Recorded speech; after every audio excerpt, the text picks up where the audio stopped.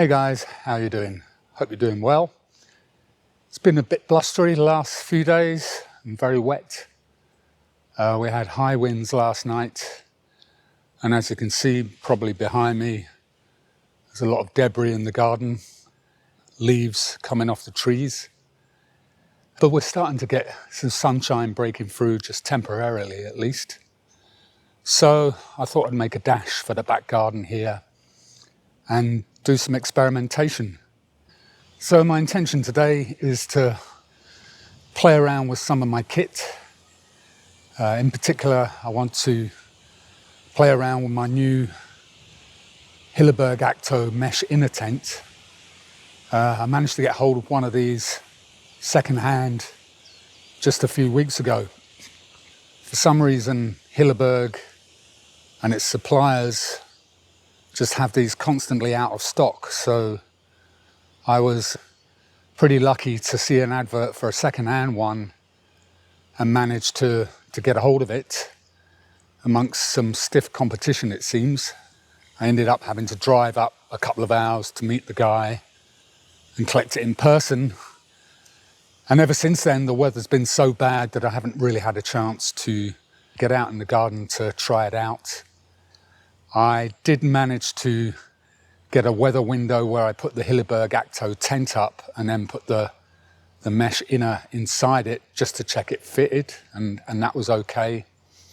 But what I want to do today is to try a different mode. One of the things you can do apparently with the inner is put it up standalone and then perhaps use that in conjunction with a tarp to give you a waterproof shelter. So that's what I intend to experiment with today. Haven't done this before, so please bear with me as I go through the steps. I'm sure I'm going to make a few mistakes, but that's what experimentation's all about. So I hope you enjoy it. So first things first, let's just get an overview of what I'm trying to look at today. Here's my Hilleberg Akto, and the poles are in the pole bag that I've got separately at the moment. And the standard Akto comes with a fly sheet and the standard inner tent. Now, I've separated these just now because I was testing with it the other week. So here's the fly and the standard inner, which I've just wrapped in an elastic band for now. Now, let me get my cheat sheet here, get some weights. So all together, the Akto in its standard configuration, when you pack it all away, weighs around 1.7 kilos. Now, if we split these up, the fly, including the end poles, the short end poles that go at either corner, the fly I've worked out weighs around 796 grams. The standard inner weighs 504 grams. And then we've got the poles and the pegs as well. There's 10 pegs that come with the Akto. What I want to look at today though is the mesh inner for the Akto. And it comes in its own stuff bag. And included with that is obviously the inner tent itself. And that wraps up quite compactly. And that, I've measured, weighs 477 grams. So the mesh inner is 477 grams.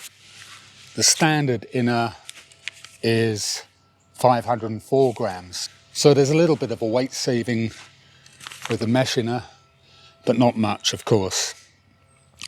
Now, when you put the Akto up with the mesh inner, that's quite straightforward. Put the fly up and then hang the mesh inner inside it, much like you would do with the standard inner. Normally you would keep these together so that they go up together in one go, but because I was switching them out, I split them up. So I'm not going to test that configuration today. I did that the other week and that's fine, it all works well. The advantage of the mesh inner with the standard configuration there is in summer months the standard inner is a bit warm and the mesh inner allows a bit of a breeze to get through, so you don't wake up in the middle of the night sweating. It's a lot cooler. So that's one advantage of the mesh inner I see. But what I want to do is actually consider the mesh inner alone. Much of the camping I do is with a tarp and a bivvy bag, and that's fine in the season where you don't get many bugs. But in the warmer months like July and August, although this is August and it hasn't been that great, you get the problem with midges, of course. So I wanted to have a system where I could have a bug net and use the mesh inner for that. And then if it looks like it's going to rain, it's put some sort of fly over the top of it. Now I could use the Akto standard fly, just take it as a tent, but I wanted a bit more flexibility. So that's what I'm going to test out today to see if I can use a tarp with the mesh inner. So I'm going to start putting the mesh inner up in standalone mode, which should be some fun because I've not done that before. And what comes with the mesh inner is a kit to allow you to put the pole up in standalone mode. So you still have to use the Akto poles, or pole I guess, with the mesh inner if you are going to put it in standalone mode. And then there's a pole connector kit that comes with the mesh inner, and that's what I'm going to experiment with today. I've used another peg bag here. This came from DD Tarps, just to keep all the stuff together.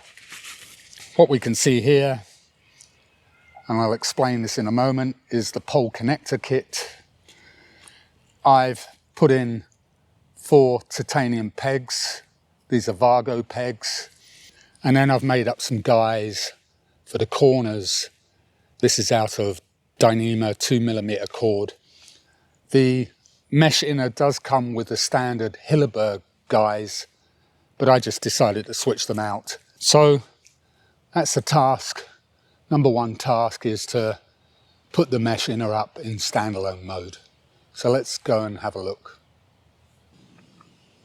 So the first thing to do is to find a place to put the mesh inner.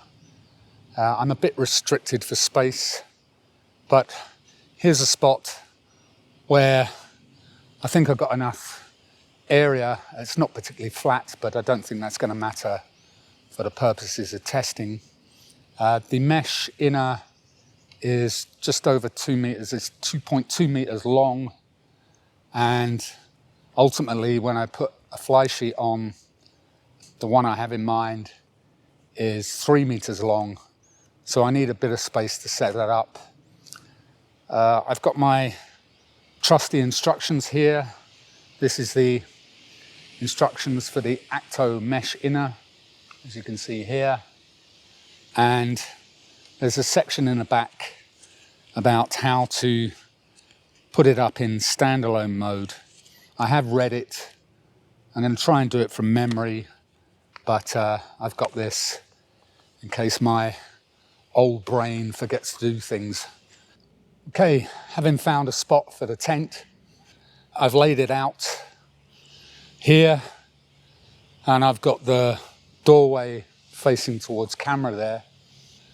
Now the first thing we've got to do apparently is put the pole holder kit on by attaching it to the tent. So the pole holder kit is basically some string holding 2 pole holders. One's got an additional red length of cord on it, which we'll come to in a moment. But the one without the red cord, we thread underneath the tent and then attach it to the back toggle on the other side.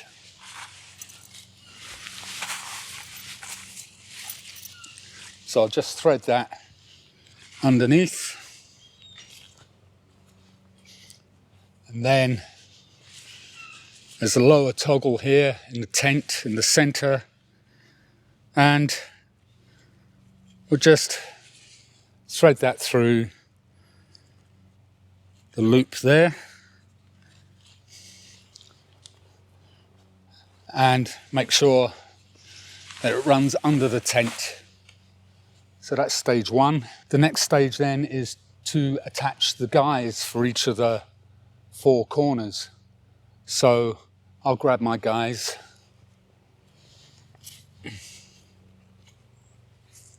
Hi guys. So it's this upper toggle here that we want to thread those through, and I'll just loop them around through the bowline just to create a tie there. And on the other end of these guys I've put mini guy locks so I can tighten it up once we start to get to that stage. So I'll just quickly do that for the other corners. Same again.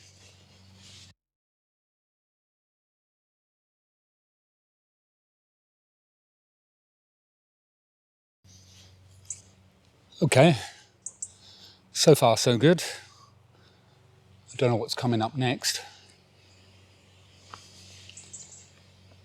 Let's have a quick read. So the next stage is to peg out the corners of the tent and then the back pole holder. I thought earlier I only needed 4 pegs. I think that's because there's 4 guidelines. We're going to need more pegs than that, so luckily I've got some extras.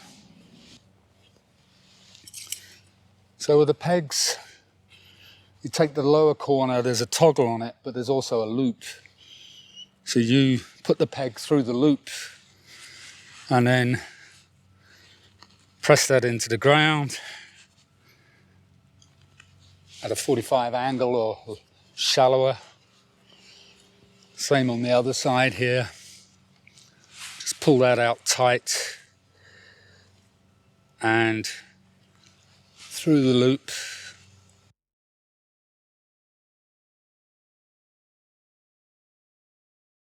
So that should be us. And then one more for the back pole holder.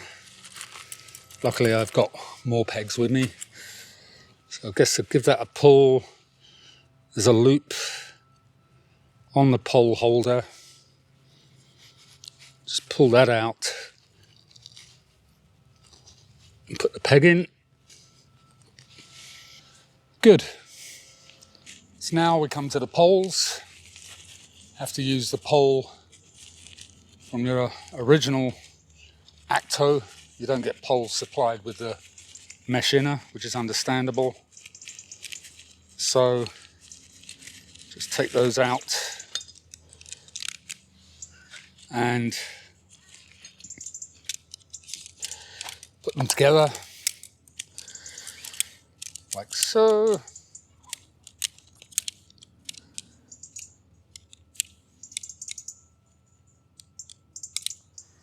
And then thread that into the rear pole holder. No, first of all, thread that through the loops.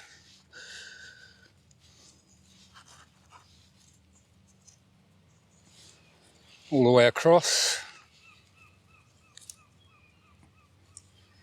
When the mesh inner is used with the Akto fly, of course, the inner hangs from inside the fly using these toggles.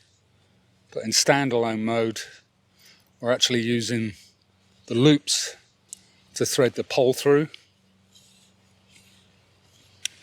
And we just tuck that into the pole holder cup at the back here. And then seemingly just arch it and put it through the front pole holder. cup. So now we're starting to take a bit of shape. Now we come to this red cord. The idea with this red cord is that it's going to hold the mesh inner up along the pole.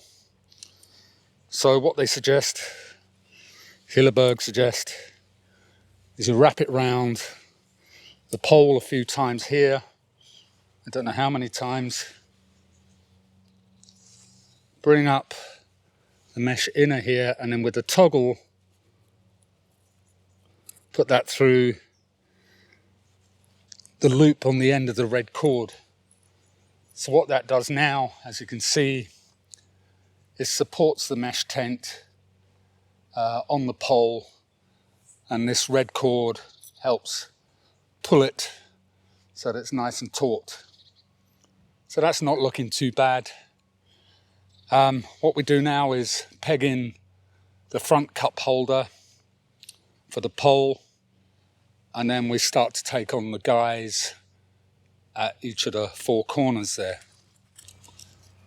So peg out the four corners, the guys which are on the upper part, and the recommendation is to have the guy lines as long as possible. So we'll just pull that out.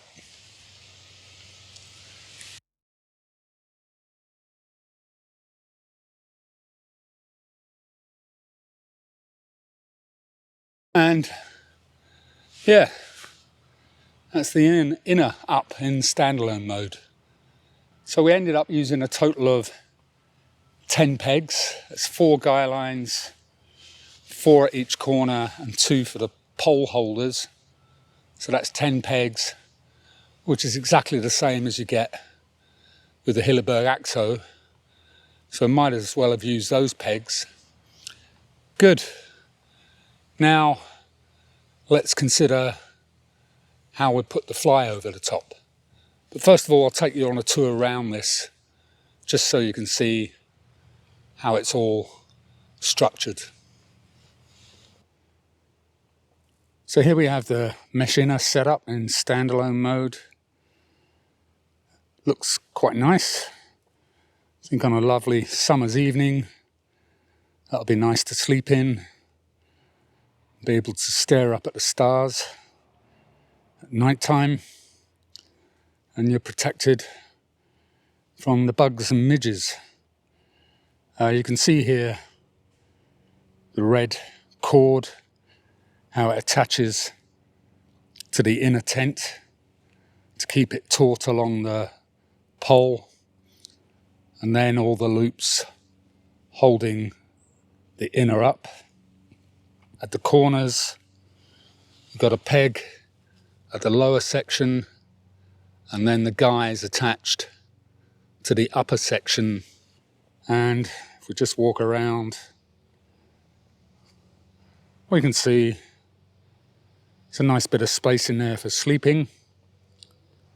If I was just using the mesh, I'd probably use my bivvy bag as extra protection inside if the weather was looking a bit iffy, just so that any moisture that did seep through didn't get onto my sleeping bag.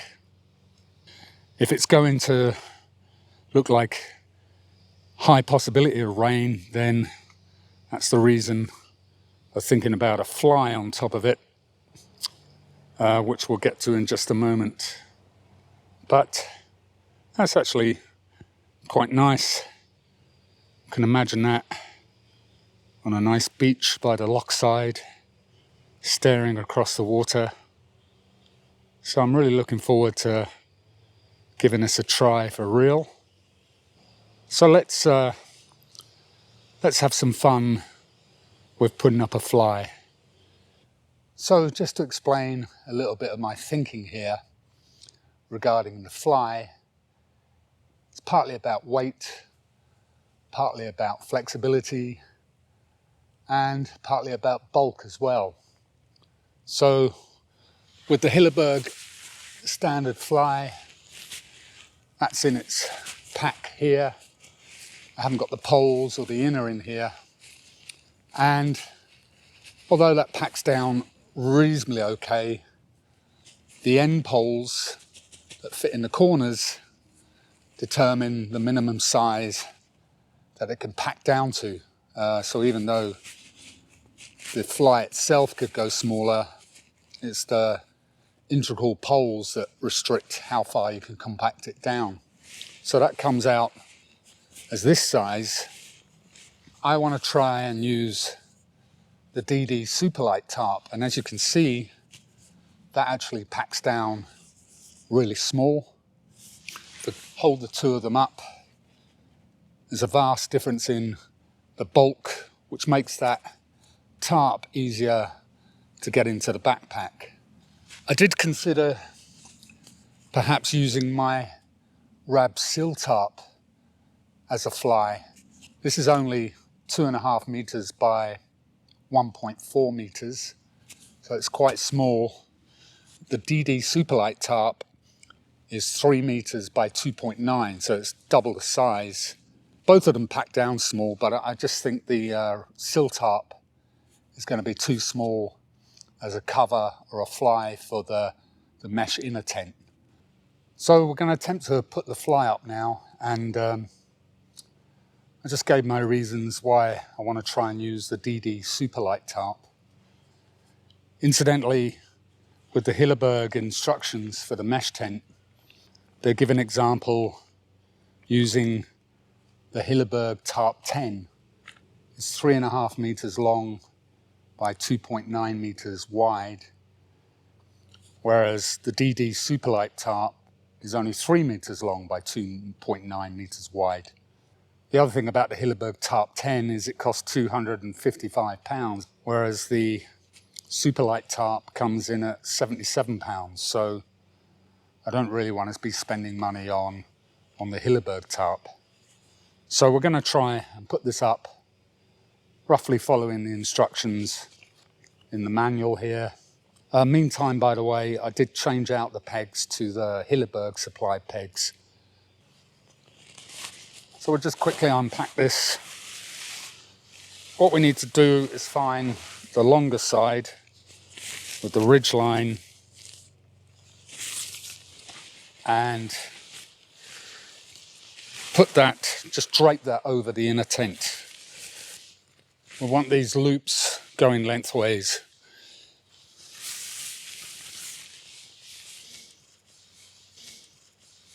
So just roughly drape that over.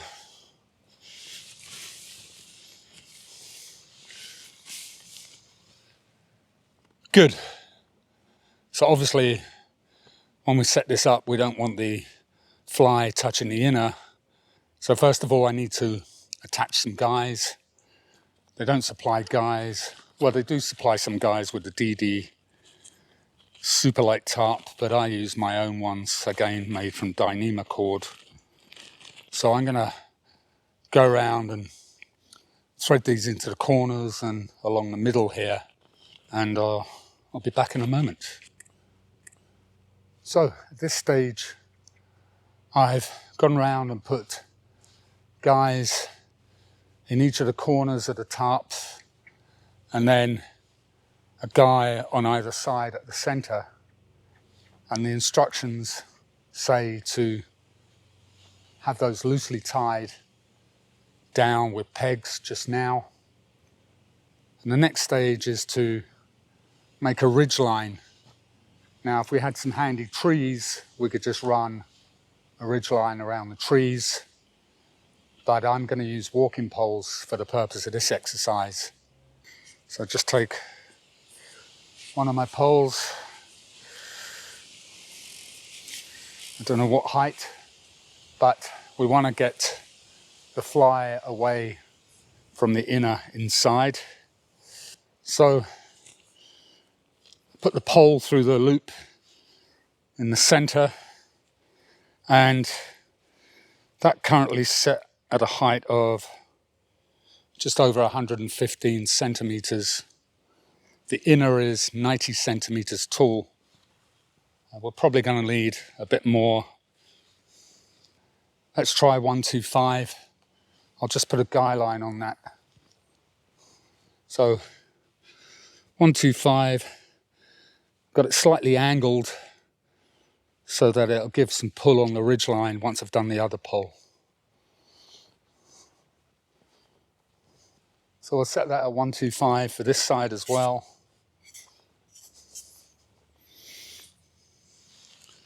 Put that through the center line and tilt that outwards. And that looks clear inside. So we'll tighten this up with a guy rope.